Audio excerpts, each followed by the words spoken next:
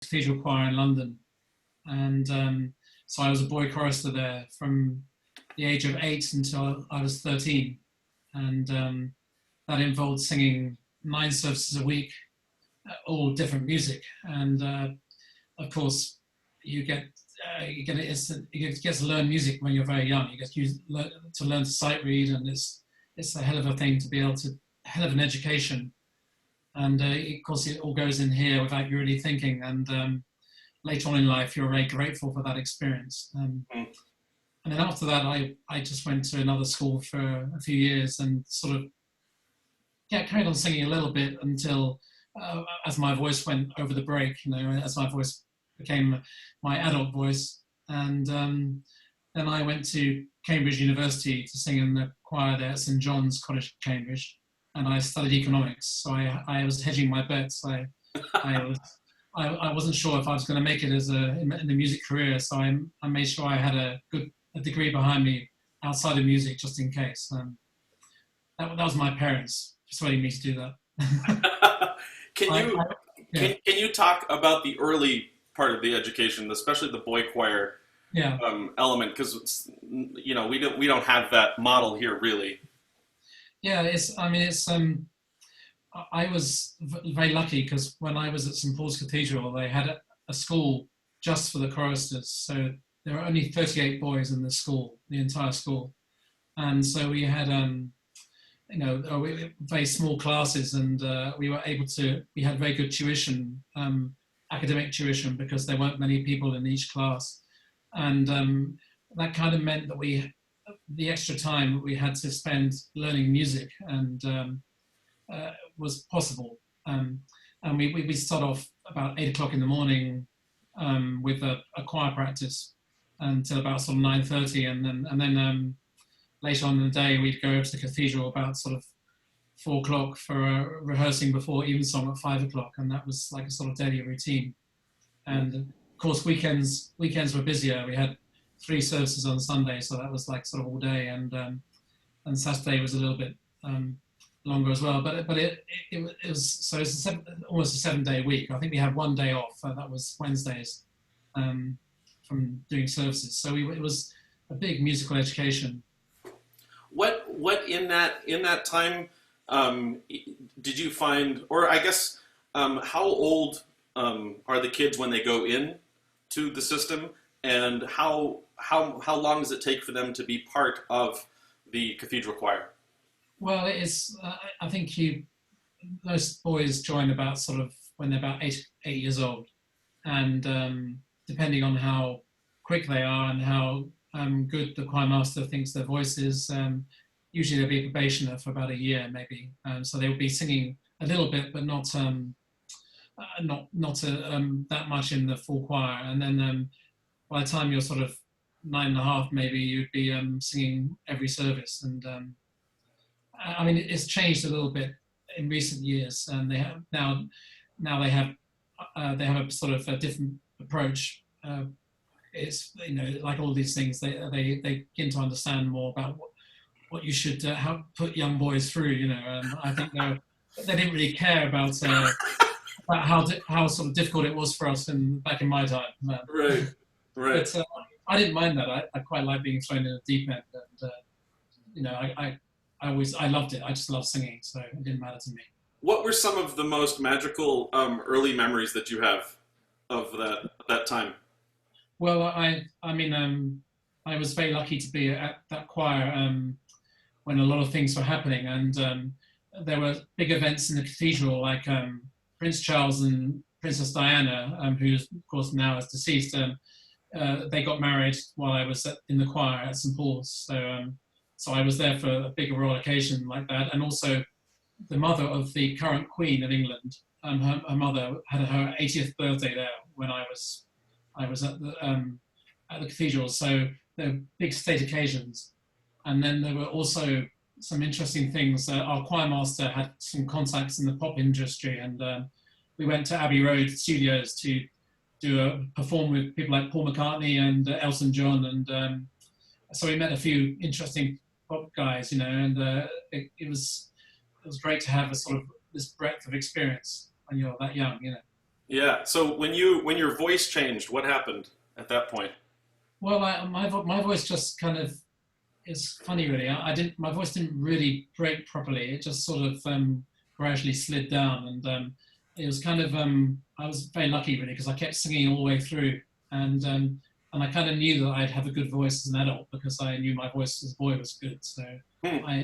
it gave me a lot of confidence, and so when I think I kind of had this inner belief that I would be good because I was one of the best boy choristers when I was younger. So I was very lucky. Hmm. Yeah, I went to I went to another school, and the music there was it wasn't so good, but it was enough to keep me singing and keep me practicing, and until I then went on to university. What was the university music scene like for you? That again was it was kind of very intense because we had services every day of the week, and of course we'd be studying during the day, and then we'd have to do um, evensong or whatever else it was. We did made recordings. We went on tour to. My first trip to America was well, actually, I went to St Paul's when I was a chorister, but my first trip as an adult was with St John's College, Cambridge, and so we did a lot of travelling too. And it was quite. I mean, it was singing to a high level, but at the same time trying to do your academic work. It's quite it's quite a challenge, but I couldn't because of my commitment at St John's. I couldn't do much university-wide stuff, so I didn't get involved in any opera or any sort of musicals or anything like sort of university-wide stuff. It was very much St John's. Did you ever have any experience going into opera, doing anything with opera? No, well, I did actually. I had very early on in my career. I sang in a chorus part on in an opera. I think on the South Bank in London, and actually it was pretty awful to be honest. I mean, I didn't have much of a. I just seem to remember most of the choir were quite drunk, so it was anyway. I didn't. For me, it was quite. I didn't. I never had this urge to be going to opera because I was worried about acting on stage. I always felt too self-conscious. I was, the idea of playing a role scared me. So I kind of consciously steered away from opera. Hmm. So, delving into your professional career, did you, when did you, when did you know that being a professional musician was tangible, was actually something you could do? I think actually pretty much from my very first term at Cambridge University because I sort of joined the choir. I mean, I was of course the junior member of the choir, and in my first term there was a big solo that I had to do because the two senior tenors who were the years above me couldn't. That were both ill, and I had to sing this piece, and I got sort of trusted to do it, and I proved that I was pretty good. So I had the sort of feedback I got and the reaction I got to that. I kind of knew that I was quite highly rated. So and then from then on, I had the confidence. So and I kind of knew that I wanted to be professional, and other people were saying to me because former members of the choir would come back and who were professionals, and they would tell me that I must do it professionally and things like that. So I was getting the feedback that I needed. It was quite early stage, but I was quite lucky. So when you did join the Hilliards, you were the youngest of the group. Yeah. Talk about that sort of. I imagine that there was some aspect of old guard, new guard, sort of. Yeah. Learning the ropes. Even talk about that. Well, the Hilliards were a game changer for me because it was kind of like moving up to a whole different level. I didn't join them until I was 29, so I'd been in London on the music scene for about sort of 7 or 8 years, and I built up quite a gradual reputation working with different groups. And the funny thing about the Hilliard Ensemble was that they headhunted me. I didn't have to audition. Wow. So they needed a tenor for a tour to Colombia, would you believe? So one of the current member, one of the tenors, didn't want to go to Colombia because he didn't approve of the regime there, and so he didn't want to go. So they had to find a replacement, which was me. And I didn't realise that David James, who was the countertenor in the group, had been coming to various concerts that I was doing with other groups and been listening to me about my knowledge. And so I was kind of I was invited along to do this, and I've had a lot of luck in my career, and the fortunate thing was the music they were doing was music I knew really well before I had to sing with them. So it gave me a sort of bit of an advantage. That came out of the blue really, and but I was already established with the Taz Scholars by that stage, and and various other groups like the Gabriele Consort and Gothic Voices, who are also a vocal quartet. They sing in a similar way to the Hilliards in that we have no conductor, and so I was also used to having to make decisions about tempo, about all sorts of things and dynamics. So I'll make my own decisions rather than be told what to do. But going into the Hilliard ensemble was scary because their reputation is such that they had a hugely successful career, and I didn't want to be responsible for that going wrong. So I felt that I had to fit in with a lot. I was really very certain that I had to fit in with their way of doing things, and I've always been. That's kind of one of my good points, is that I'm quite good at sort of at working out what other people need me to do. Rather than just I think that's the secret of consort music. The secret of chamber music is listening to what's going on around you, and that's I've always had that ability, so I was kind of lucky. When you talked about this this transition going into the Hilliards without a conductor, what were some of the things that became I guess that were more fun, more challenging? What were some of the things that you discovered that you didn't maybe know before? Well, the very first thing was that I was trying to fit in with their group. I was, sometimes basically with the Hilliards, whichever voice part starts first in whichever piece it is, they're responsible for deciding all sorts of things like tempo and or dynamic and all sorts of things. And I was kind of the first piece I had to sing the first line by myself, and I was kind of asking them, what speed do you normally do this? Because I didn't want to sort of I wanted to fit in and do what they normally do. Right. But they wouldn't tell me. And it's things like that. Whenever I asked them anything like that, they would refuse to tell me because they wanted me to make a decision for myself. What was important to them was that each member of the group has to have an equal role to play, equal standing. Wasn't a case of there being one leader. We were all equally responsible. So when I had the important part, I had to make decisions, and they would follow me.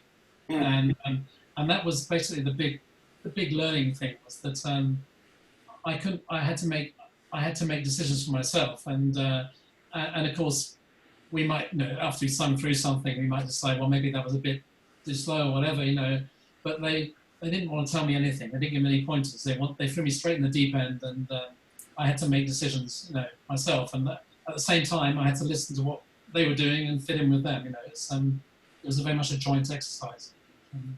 Have you ever had to deal with any stage anxiety?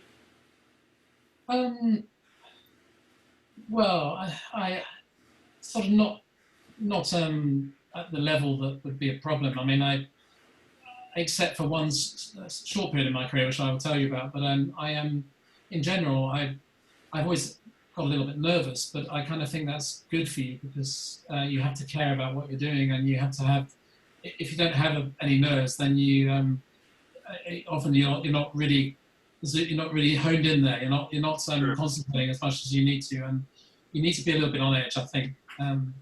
But I had one period in my career when I was having problems with my voice, and I was having to go on stage almost every day with just these three other guys and singing sort of 40 minutes each half with no breaks, and I wasn't quite sure what my voice was going to do, and that was scary. So I had a bit of anxiety then, but that's kind of, I got that sorted. I How had long did that last? How long was that period? Well, it wasn't very bad for very long. I suppose it was very bad for about half a year, but overall the whole thing, to sort it out, took about 2 or 3 years, because I basically had this gastric reflux problems, and it changed the way I sang, and I started developing technical problems because of that, and I had to kind of diagnose the problem first. Then had to go and see a new singing teacher, and it was sort of and it was one of those things where you weren't sure it was my technical fault, or it was my stomach that was the problem, or it was all, you weren't quite kind of sure what the issue was. So, and in the meantime, I had to be on stage with one of the most famous groups in the world, and still produce the goods, and that was very scary, actually. Wow. But since then, since I've been through that, I'm probably a much better singer, and I'm actually, it's really helped me big time, because I kind of know how to deal with it now. What's the number one technical thing that you learned from that experience that you hold over now when you sing? It was kind of my big problem before I had these vocal issues was that I was a natural, basically. I could just do it. I opened my mouth, and my voice worked, and I didn't ever have any problems. It was just, and because of that, I never really learned to sing properly. I just could do it, and of course that doesn't make you a very good teacher, which is part of the reason why I've never taught pupils actually one-to-one. But funny enough, because I had these vocal problems, I then had to learn a bit more about what it is that I do to sing, and I found a really good teacher who was able to explain things to me, and even though, funny enough, she was an opera singer, but she was very, very sort of concerned that I should be able to sing the way I need to sing in a chamber group. So she she was always questioning things when she was asking me to do things. Would this work? Would this work? And she got me it's just about sort of I suppose just the little things like opening the mouth wider, bringing the sound forward, and just relaxing everything, and kind of just things that I got to know where my voice needs to be, and it's funny because I just took that all for granted in the old days. So, yeah. Well, I think that's a very while we're kind of paused here, I just want to make sure that everyone who's listening, if you have a question that comes to mind, please feel free to text it, and I can ask it for you, and we will have a Q&A at the end of this session, so stay tuned. One of the questions that was the head of the division of music just texted me a question, and he was interested in your let me get it out. He says, I particularly love the 2003 Hilliard Ensemble recording titled Rijekaar, pairing Bach's Christlage and works of Anton Webern. Could you talk about the dual passion for old and new music that the Hilliard Ensemble provides? Yeah, well, I can't talk about that recording because I wasn't on it, but the Hilliard Ensemble was very much we like to perform old and new together. With the variety it brings to the concert, and because we basically feel that with music and the way we approach music, we approached it in the same way, whatever era of music it was, because all the skills we had, we needed to use in the same way. It was just of course there are different styles, but things like the tuning and the precision and the ensemble were equally important in both. And we loved pairing things like Macho with sort of some quite contemporary music, because often people weren't quite sure which was which, because Macho, the medieval music, is very experimental, and they weren't the same rules in those days, and all sorts of things in medieval music. You don't know the precise answer as to how a piece should be. There's sort of ficta problems. You can't really resolve it. It's just and I love that sort of music, and I love the fact that sometimes there isn't an answer. You just have to just use your intuition, and and it's quite fun that, I mean, by the time you get to Renaissance music, then it gets a bit more, I suppose the rules can become a bit clearer, and you kind of know more when something's wrong. Although there are exceptions to that, like Humbert. I mean, his music, sometimes it's very difficult to know what to do. But we had this great passion because we had lots of music written for us, and we love to be able to compare that with the older style, and it made it more exciting for us, and we think for the audiences as well. The violinist on faculty here, Dr. Rumney, just texted a question asking about what it was like to work with Arvo Pärt.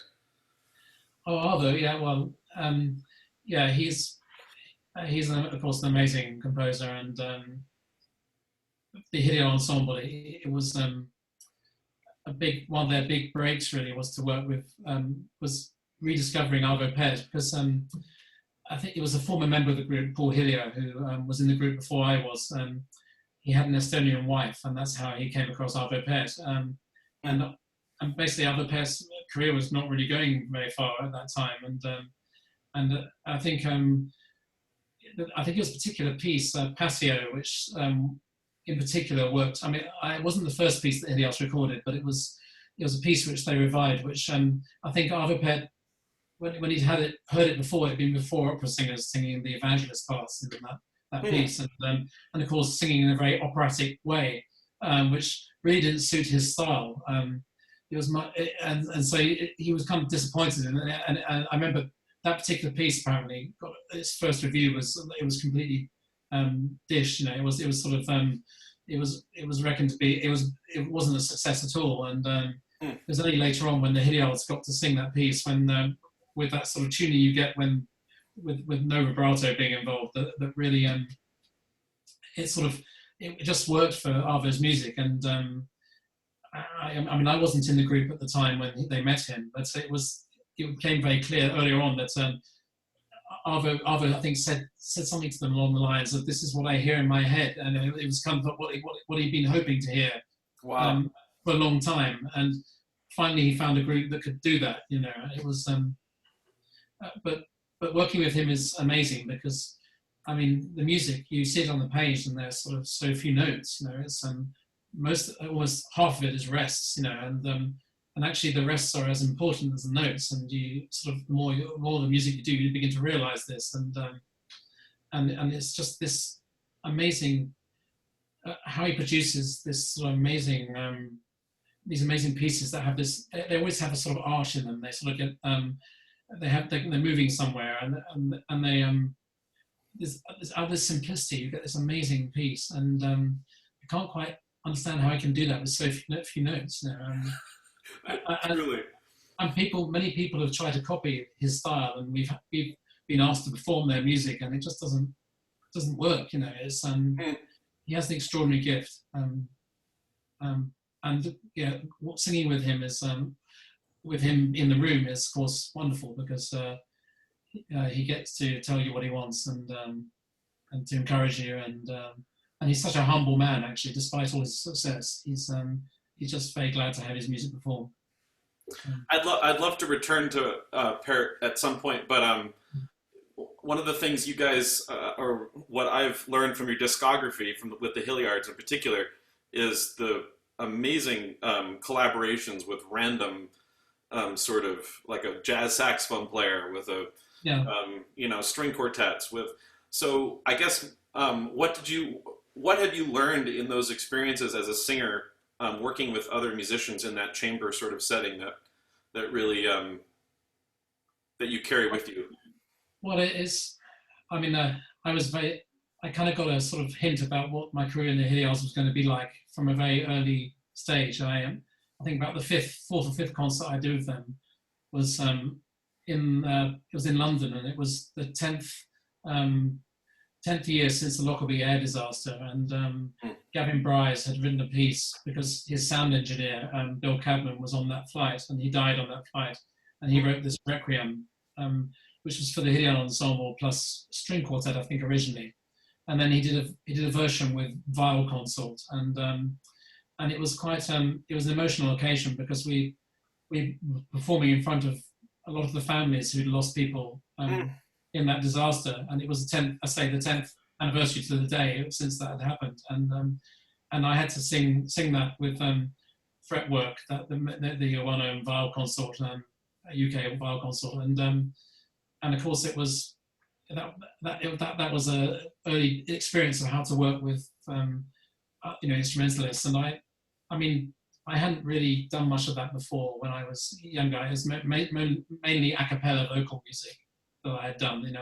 I'd sung in choirs of orchestras, of course, and large scale things, but not in the sort of chamber music scene. And of course, it's wonderful to work with people from all sorts of backgrounds. I mean, with Jan Garbarek, for instance, to work with someone who never looks at the notes, he just listens to what you sing, and then he'll suddenly start, after he's heard a couple of verses of whatever we're doing, he'll suddenly hear him come in sort of from another part of the church. He'll be walking around the church, and suddenly the inspiration comes to him, and he'll just start improvising. And of course, we guys, 4 guys, we're just used to sort of singing with our music stands and looking at the music and getting the notes right. Improvisation was not something I've ever been taught. It's sort of the idea of being a jazz player has a very different way of working to us, and of course gradually when you meet someone like that, you then try and work slightly towards their way of doing things, and a bit of it rubs off on you, and vice versa, and it kind of we had sort of written improvisation into some of our later sort of contemporary pieces, and suddenly all that stuff becomes a little bit less scary when you've had that sort of experience. And those albums that you did with Jan Garbarek are borderline blockbuster recordings in terms of classical music. Like selling over 1 million copies is very rare, obviously, in the classical world. What about that combination do you think was so right? Well, it wouldn't have worked so well if it had been with a different saxophonist. Actually, there's something about the way Jan plays. He's like, he's almost like another voice. And he's sort of it's something about the sound he produces that is special. So I think part of it is him. Part of it is we used to play at some of the buildings we used to play in. These big cathedrals and these huge acoustics, and of course we just play with the sound. And we'd want all of us would wander around the building, not just Jan, at times, And it was trying to make use of the acoustics, and of course the more we did that, the more familiar we got with that, and the better we got at doing that. And so it had this sort of ethereal sort of element to it, which was special. I mean, to be honest, I think the recordings are great, but for me the concerts were the best because, to be honest, I feel that way about most things. I love performing, so I've always loved concerts more than recordings. Although I love to have this sort of record of my career in a way, but the performances are great because then you have this sort of sometimes I think the largest number I performed to in front of with him was about 4,000 or 5,000, and when you've got that number of people in front of you, and the whole place is packed, and you're walking among them, and you've got this huge building, the atmosphere. It's a wonderful occasion, which of course you can only get a certain amount of that on a recording. Another collaboration that you did that was pretty remarkable was the New York Philharmonic collaboration with the Hartke Symphony. Can you talk about that experience? What it was like to be a 4-person group, and then to be with the New York Philharmonic and Lauren Mazel and. Yeah, I mean that was astonishing because I'm mainly known from my singing early music, Renaissance music. I mean I'm now better known at doing contemporary music, but all that's from sort of Baroque music to contemporary music, there's quite a big gap that I hardly ever sing, unless I'm in big choirs. And so my voice isn't the sort of voice you'd expect to be working with a symphony orchestra. So to be honest, if I was to tell most of my colleagues that I sung in other groups that I sung with the New York Philharmonic Orchestra, they probably wouldn't believe me. But anyway, I know it happened, and I've got the recording as a proof. But it was, we were lucky. This composer friend of ours, Stephen Harkey, he'd written some music for us before, and we really enjoyed the collaboration. And that was chamber music. That was with a violinist called Michelle Makowski. She's a New Yorker. Maybe you've heard of her.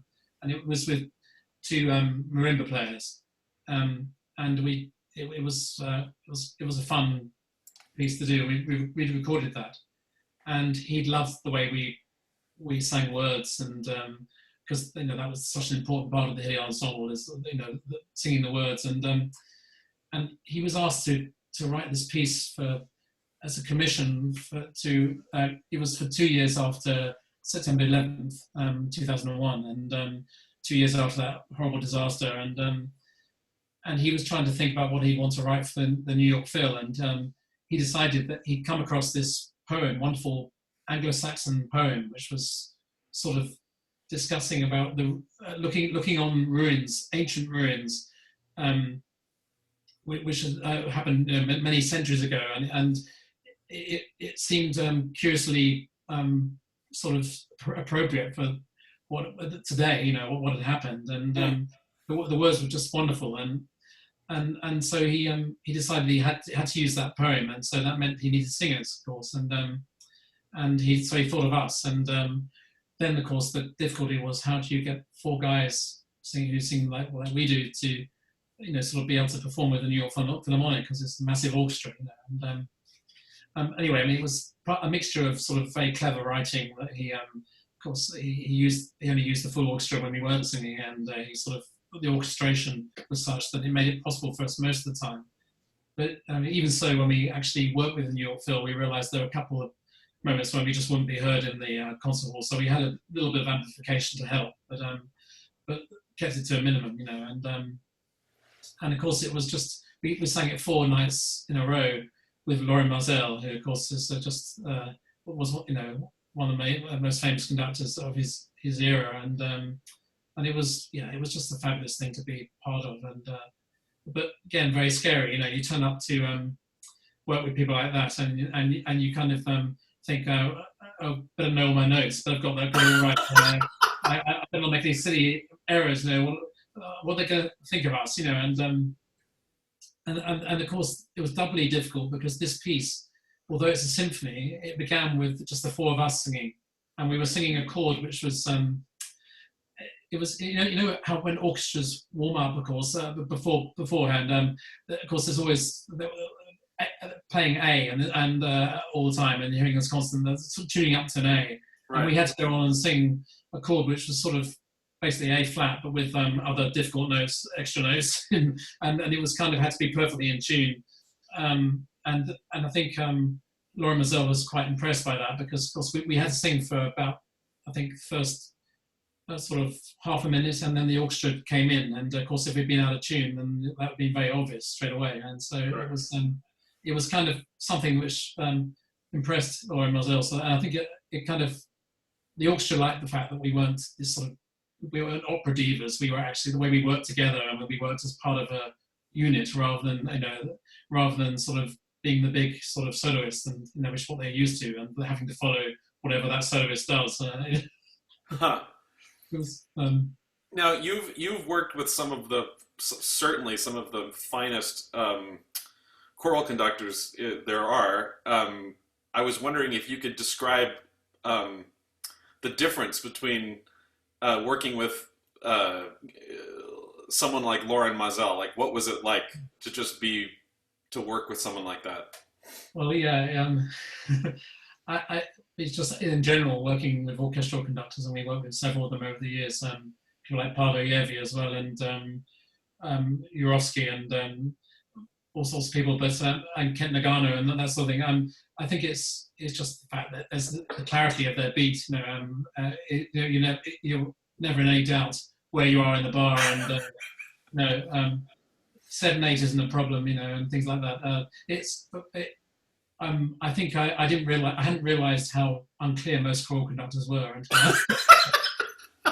um, and I actually kind of realized that most of what I do when I'm singing in a choral ensemble is by listening, actually, rather to other singers rather than following. There are exceptions. Like there are some very good choral conductors out there, but I would say that I mean, I think it goes in the UK. It's all these cathedral choirs. It goes back to the fact that most of them are organists. They start off as organists, and they're trained to be organists, but they don't train to be conductors. And when they get in front of the choir, they just think they can just conduct, and it happens. Most of them don't actually have lessons. It's kind of, I find that quite curious. It's the British system, and I think that's applied to a lot of the conductors I work for. Choral conductors, is that most of them haven't actually had lessons, which is quite interesting, really, isn't it? Really. Perhaps I should keep quiet just in case you're recording this. So I didn't realize that you were singing with the Tallis Scholars before the Hilliards. Yeah, I was. Yeah, and so singing with them now is like you're just going back. That's interesting. Yeah, no, I for a couple of years I tried to combine Tallis Scholars and the Hilliard Ensemble, and basically it almost killed me. So I realized that I had to give up Tallis Scholars. I think it was in 2001.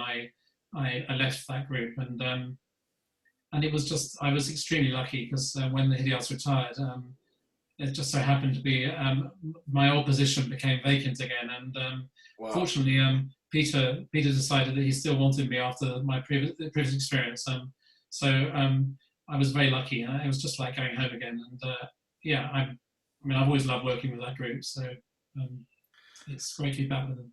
So something else occurs to me. I think one of my favorite pieces that you did, or the recordings that I've listened to of yours, is actually one that you're not recording, that you told me you weren't in, but that you performed live, is the Bach, the Mortimer recording. Yeah. I was wondering if you could talk about your experience doing that live with different violinists, and like what that was like.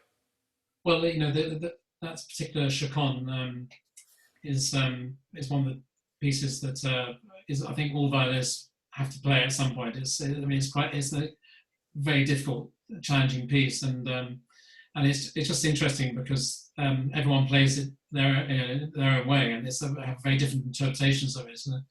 And I mean, for me, that particular project was wonderful because, I mean, really, for us it was relatively simple. We had to sing a few chorale melodies, and we sort of alternated the chorale melodies, which this academic who'd put together her theory had been that these chorale melodies were found within the music that Bach composed for that particular partita. It was written after his wife's death, and so all these there were all these chorale melodies, which with powerful words that she theorized had been basically how he constructed the piece. He started off with the melodies and worked around that, and so the idea was that we were singing these melodies in the chaconne, and whilst the violin would play that piece, and that was the sort of climax of the program. But at the beginning of the program, we'd sing a chorale, and then the violinist would play a movement from the partita. And so most of the time we were just listening to a superb violinist playing wonderful music, and then we at the very end we got to actually sing with the violinist, and of course it was very powerful the way it built up until the final part of the program, when this 15-minute chaconne with the singers was the climax. And I think a lot of people found it very moving, and particularly in the US actually. And I think it was partly to do with the fact that the release of the CD just so happened to coincide with September 11th, and so the timing was quite appropriate in a way. But it was, I mean, it was just that Bach is just amazing, of course, the most wonderful music, and it was just one of those things where we get to listen to a superb violinist, and we get to sing these simple melodies, and fit in with that person, and it's a real privilege, to be able to do that. So when you came through Notre Dame when I was there with Yeah, the Tallis Scholars, I remember talking with Whiteley, the Whiteley brothers, yeah, and yeah. they're both basses, right? Indeed, they are. Yeah, Yeah, and I remember talking to them and asking them about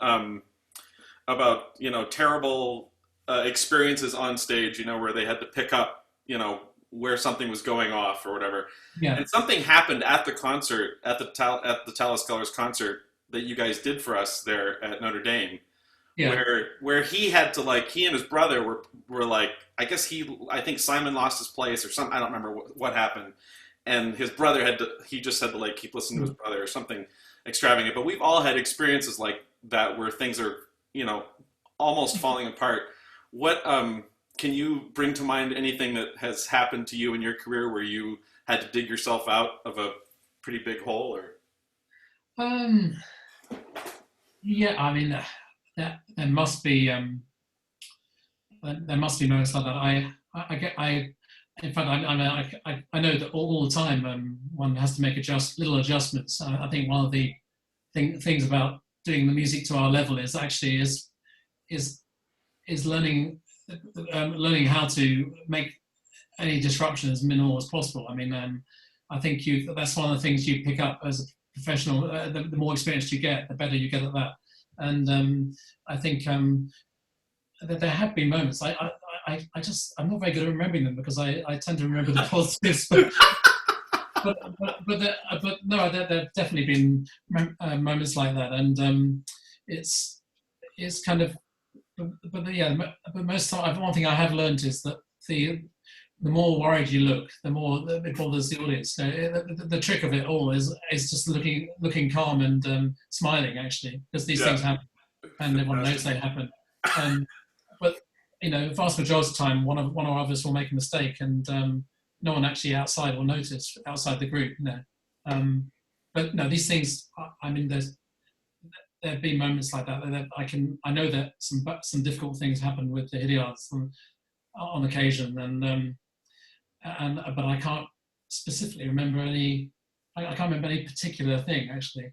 I can remember actually one particular project we did, which for me was the biggest test of my career in a way, because it was going back to the opera thing that you asked me about. The Hilliards had a theatre piece written for us by this composer called Heine Goebbels, and it was written for us, and the premiere was at the Edinburgh Festival, which is a big festival and is quite a high-profile place to do your first stage thing. And as a group, we decided between us that we would try and sing this stuff. This is basically an hour and 3/4 from memory on stage, and we'd never done a stage production before. And we, early days before we knew what was going to be involved, we put ourselves in this guy's hands, and we sort of said we'd give it a go and we'd try and do this. And of course, it put a lot of pressure on us because we had to we had to do this. And of course, the first date being at the Edinburgh Festival, it was scary. And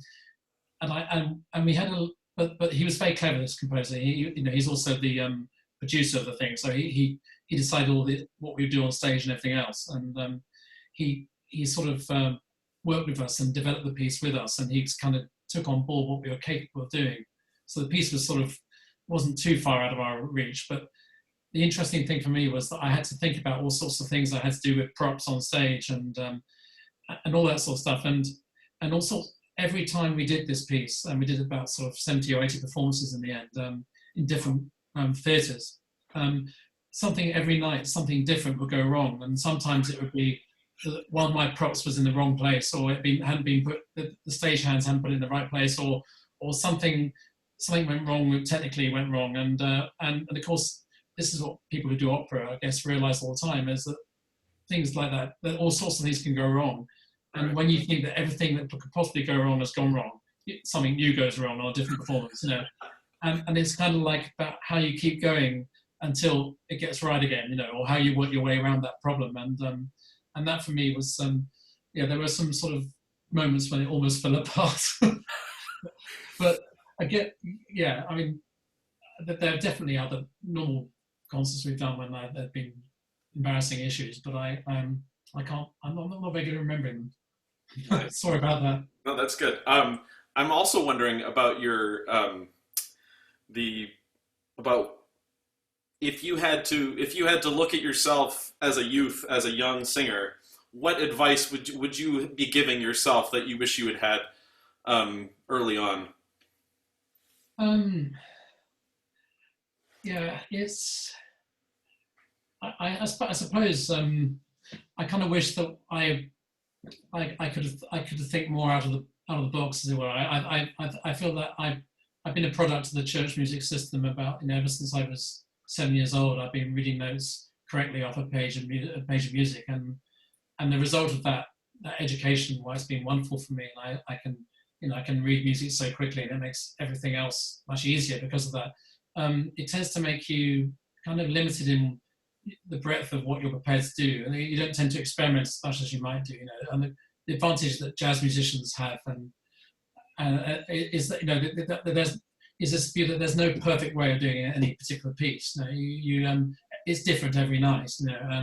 And I think sometimes when you come from my sort of background, that you have this tendency to think that you've got to get everything exactly right, and that's the most important thing, and that there is one correct way of doing things.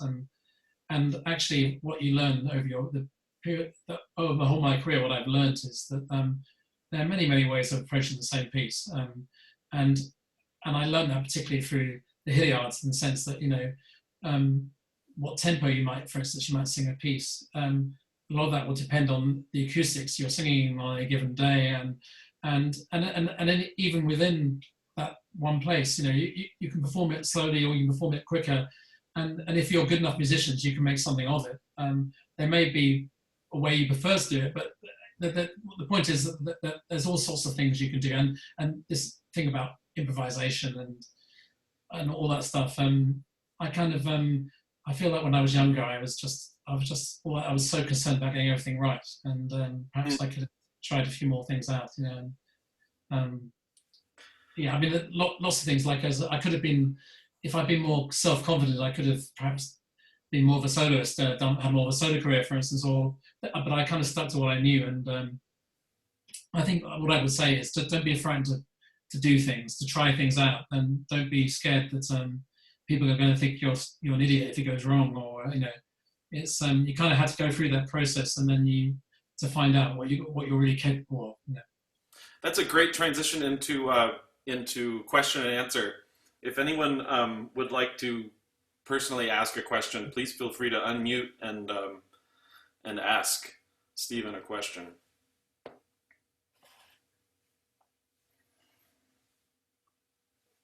Don't be afraid of being. Okay. Well, anyway, while people are thinking, there are a couple of them in the chat, Emerson. Oh, okay. Hang on. Sorry. Joanna asks, we're having to do a lot of recording since moving to online classes. Do you have recommendations for recording as a vocalist, best practices, etc.? We're all fairly new to it. Best practice. I'm not sure. I've never kind of recorded in this sort of scenario when each of you are in different places. That's kind of like a new experience for me. So I think you're kind of limited by the technology, aren't you? My wife has been doing a couple of recordings for. She plays for a group called English National Ballet, and they've released a couple of compilations, and they've all recorded their part in the orchestra, and this guy's assembled it together, and they all had a click track, and they had to listen to that whilst playing their piece and recording it, and that seemed to work quite well, because then when whoever was putting it all together, it all was possible, Sure. But I've never recorded like this. I've always been in the same room as the other people I'm working with, so that's what I'm used to. Another question from Tyler Ehrman, who's a tenor. He asks, I'm interested in the practice methods that you would use to learn an unfamiliar piece. What methods do you use, and roughly how long can it take for you to learn a new piece? My wife would say that I never practice. She's always complained. She never hears me sing. Yeah, if it's just Renaissance music or early music, then like that, generally I don't practice that much. I just wait till the rehearsal with the group because I can sight read it. If it's contemporary music or maybe medieval music and a bit more tricky, then if it's contemporary music, I will play through my line on a keyboard and I might play a few chords that I think might be difficult and or that's what I would do with contemporary music. Again, that's kind of difficult until you get the other people there because you never quite know. Often with contemporary music, you never quite know what else is going on that you might be put off by, until you're there. But and with medieval music, for my group Gothic Voices that I still sing with, we do a lot of music with difficult words. I mean medieval French, or it might be, So I will always be looking at the meaning of the words, so that's kind of very important. But also pronunciation and how to get that in my voice, because often that's the hardest part, to be honest. I find the notes relatively easy, but if I'm worrying about the words, then the notes will go wrong because I'm thinking about the words, and so it's right. sort of. So I mean, it's a variety of things. If I'm preparing medieval music, I'll be looking at how to pronounce the words and what the meaning is. If and this, I suppose the same applies to any music that's in a foreign language. That's the thing about singers. The most important thing you do is the words. The words, they're so important. And there are some singers you hear them sing and you can't actually make out a single word they're saying. And I kind of think, well, what's the point? You might as well just you can sing anything and it wouldn't matter. So the words are always incredibly important. So that's what I would suggest that. Great. John Rumney, who's the violinist here, also asks, name some of the most meaningful performance spaces you've sung in and why. Yeah. Well, there's a variety of different places for different reasons. There are places that are kind of iconic, like Sydney Opera House, right, which are just buildings that are special because they're world famous buildings. Although Sydney Opera House, actually the acoustics aren't very good, but the building is amazing to have sung there is amazing. Then there are buildings where the acoustics are superb, and actually nowadays that is often can be concert halls as well, because depending on the repertoire, because there's so many good new concert halls being built. Symphony Hall in Birmingham in the UK is I love singing there because it doesn't matter how small the group is, the acoustics can be made to be perfect for the group. And of course, then there are these, I don't know, you may not have been to one, but in Europe, there are these amazing buildings. They're Cistercian monasteries, so they're a particular order of monk built, and they built these buildings in the sort of 12th century onwards, and they were built mainly with the idea of the sound, the sort of movement of the sound, and you can sing in some of these Cistercian monasteries, and you can be heard as loudly at the back of the building as you can at the front. And places like that, which really are amazing to sing in. If you get too big acoustics, like sort of St Paul's Cathedral in London, then of course it just gets so washy that you can't really make anything out, and that's not so great. Although it might feel good to sing a high note and it goes, get the 12-second echo or whatever. There's other places like I sung in the most important church in Armenia, in a place called Echmiadzin, which was it's the oldest Christian church, and it was, I think it's something like 301 AD, and we sang there in the 1700th anniversary of that building in 2001. We sang some Armenian music in this Armenian church, and of course any building which is that old or that special is, you think, well, crikey, I can't believe I'm here. What am I doing here? So there's I've been so lucky. I've sung in so many amazing buildings all around the world, but there are different reasons for liking different places. Sure. I think we're out of time, but I wanted to ask a question quickly before we end. and that is I saw your face in that huge recording of with Paul McCreesh Yeah, and Gabrielli's doing the Perry I Was Glad, and yeah, I just wanted to know, like, that just seems to embody British pomp, that yeah, piece. And just watching you sing it for those little glimpses of that, when yeah. I actually saw you, you actually looked like you were enjoying yourself, even though it was such a huge hodgepodge. Can you talk about that briefly? Yeah, well, I mean, that was amazing because it was sort of trying to reenact the sort of forces that would have been singing at a coronation, singing that piece, because it's been sung at many coronations. And, I think if there's any piece which everyone knows about, which is like for royal occasions, it's that piece. And it has all the trumpets and all these amazing, I mean, there's the part in the middle, the Vivat Regina, which is Right. supposed to be only sung at the coronations, but some people try and sneak it in when it's not a coronation. But it's no, I mean it's an amazing piece. It's something I grew up singing since I 8 or 9 years old, and it and of course I sang it at that wedding, the wedding of Charles and Diana, which I mentioned at the beginning. That was one of the pieces that was sung, then when I was 12 years old, and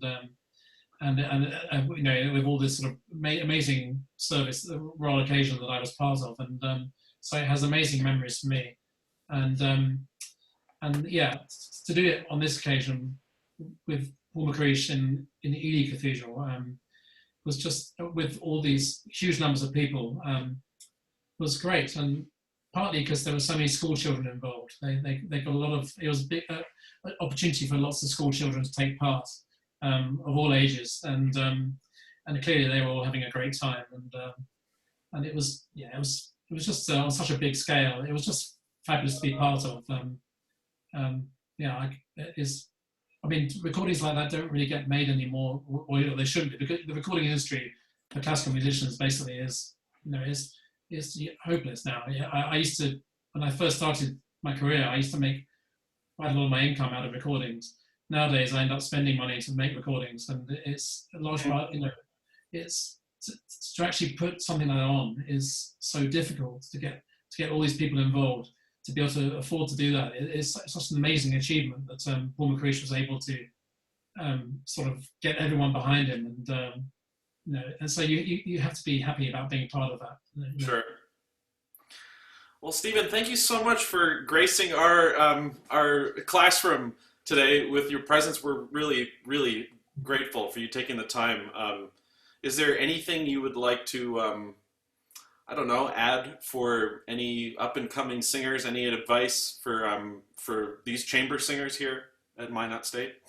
Well, it's just I understand how difficult it is to make. I mean, I don't know at what level you'll intend to go on to sing at, but the most important thing is actually that you enjoy what you're doing, and that you music is, whatever level you do it at, music is meant to be enjoyable. And I've even whatever level you do, you have to just do the best you can, and to whatever level you can, and you have to enjoy it. And that's the thing. I mean, that's the best thing about having music as a career, is the fact that of course there are difficult bits and there are times when things aren't so easy, but it comes down to it. Every time I sing a concert, I just want to be. I love being there. I want to be there.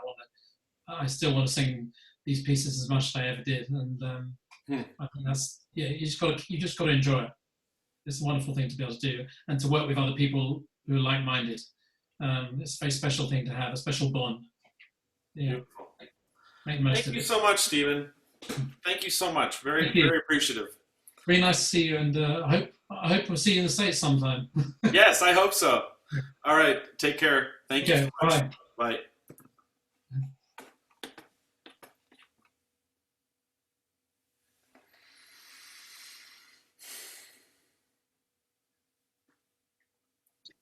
That was beautiful. Thank you. Oh yeah, thanks for calling in. Oh yeah. Very interesting. He's really a great guy. Yeah, he's a good human being. Yeah, he definitely is. Yeah. Well, thank you so much. Yeah, All right. thank you, Emerson. Bye, guys. Bye.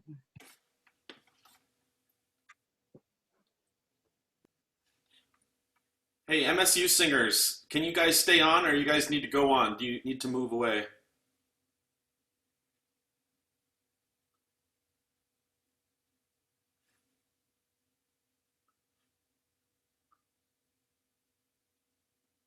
I think Gigi and I are the only ones left. Okay. All right. Never mind then. I'll catch you by email then. Okay, sounds good. All right. Take care. You too.